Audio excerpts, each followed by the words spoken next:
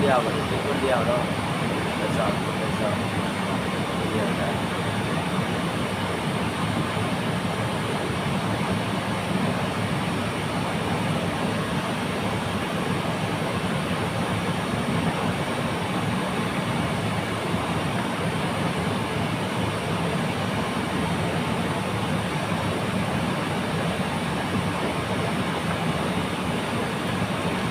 แม่งาดำทุกคนกับแม่งาดำ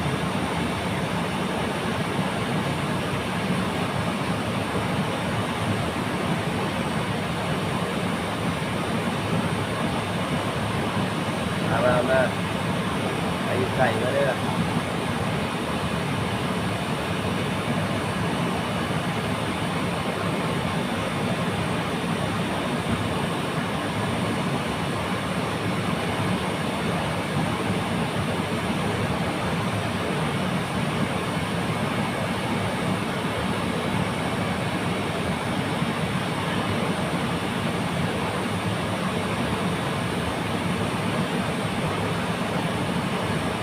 ไปนอนพี่ดองไปนอนก่อนเนี้ยหลวงตา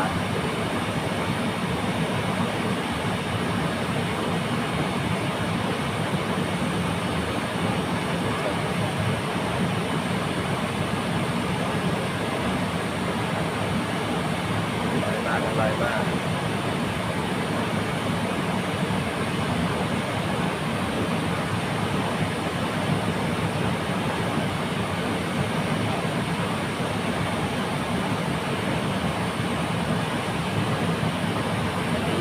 มาดีจ้าทุกคนมาดีจ้าเช้าวันใหม่ขอให้มีความสุขทุกคนนะจ๊ะ